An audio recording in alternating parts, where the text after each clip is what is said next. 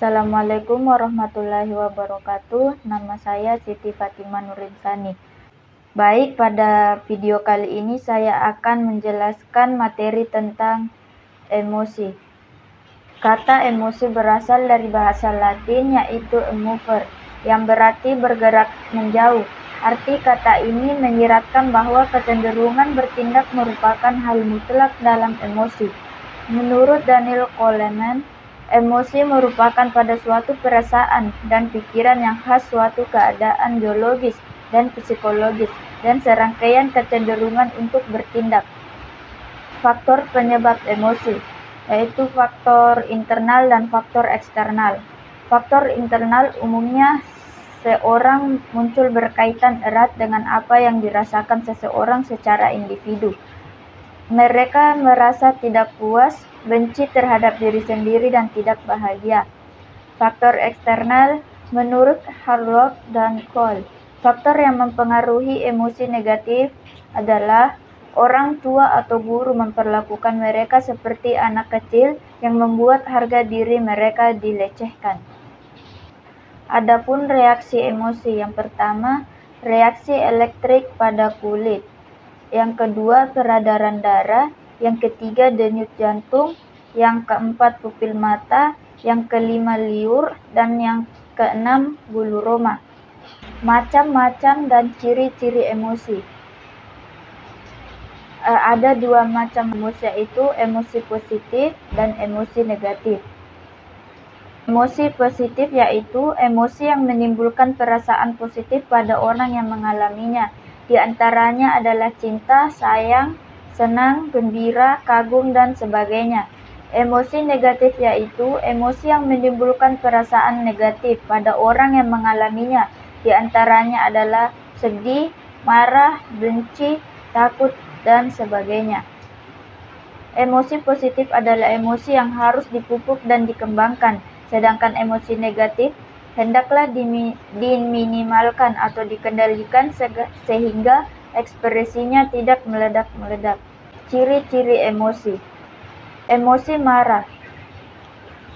Sumber utama dari kemarahan adalah hal-hal yang mengganggu aktivitas untuk mencapai tujuannya. Dengan demikian, keterangan yang terjadi dalam aktivitas itu tidak mereda, bahkan bertambah untuk menyalurkan ketegangan. Itu seseorang mengekspresikannya dengan marah karena tujuannya tidak tercapai dan tidak sesuai dengan apa yang ia inginkan. Emosi takut. Takut adalah perasaan yang sangat mendorong individu untuk menjauhi sesuatu dan sedapat mungkin menghindari kontak dengan hal itu. Emosi cinta. Emosi ini merupakan gambaran kesenangan bagi si pelaku. Tentunya mereka akan mendekatinya. Lalu apa itu definisi cinta sendiri? Tentunya sama halnya jika kita disuruh untuk mendefinisikan ihwal dalam kebahagiaan. Dalam bukunya The Art of Loving, Erich Fromm sedemikian jauh telah berbicara mengenai cinta sebagai alat untuk mengatasi keterpisahan manusia, sebagai pemenuhan kerinduan akan kesatuan. Emosi depresi. Seseorang mulai menutup ekspresi terbuka dari emosi-emosinya dan akan meluapkan dalam dirinya saja. Emosi gembira. Gembira adalah ekspresi dari kalangan, yaitu perasaan terbebas dari ketegangan. Biasanya kegembiraan itu disebabkan oleh hal-hal yang bersifat tiba-tiba, dan kegembiraan biasanya bersifat sosial, yaitu melibatkan orang-orang lain di sekitar orang yang gembira tersebut. Emosi cemburu. Cemburu adalah bentuk khusus dari kekhawatiran yang didasari oleh kurang adanya keyakinan terhadap diri sendiri dan ketakutan akan kehilangan kasih sayang dari seseorang.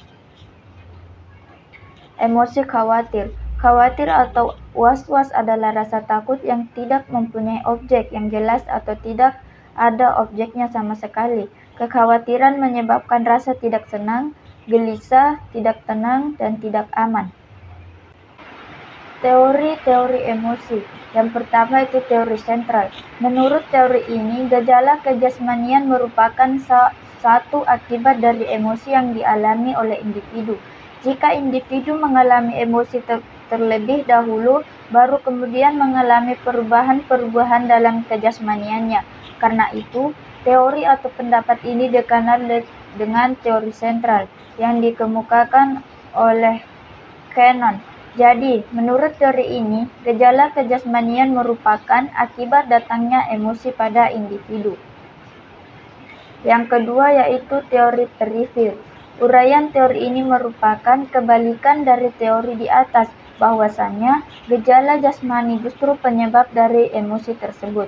Menurut teori ini, orang menangis bukan karena ia susah, tetapi ia susah karena menangis. Teori ini dikemukakan oleh James dan Lange, sehingga sering disebut sebagai teori James-Lange dalam emosi. Yang ketiga yaitu teori kepribadian. Menurut pendapat ini, bahwa emosi merupakan suatu aktivitas pribadi, di mana pribadi ini tidak dapat dipisahkan dalam kejasmanian dan psikis, dalam substansi dan terpisah. Jadi, setiap emosi dalam perasaan memang secara otomatis berpengaruh ke jasmaninya. Yang keempat yaitu teori James-Lange. Emosi yang dirasakan adalah persepsi tentang perubahan tubuh. Salah satu dari teori paling awal dalam emosi dengan ringkas dinyatakan oleh psikolog Amerika William James. Kita merasa sedih karena kita menangis, marah karena kita menyerang, takut mereka gemetar. Teori ini dinyatakan di akhir abad ke-19 oleh James dan psikolog Eropa yaitu Karl Lange yang membelokkan gagasan umum tentang emosi dari dalam keluar. Diusulkan serangkaian kejadian itu di saat kita emosi. Kita menerima situasi yang akan menghasilkan emosi. Terima kasih atas perhatiannya. Saya akhiri dengan ucapan wassalamualaikum warahmatullahi wabarakatuh.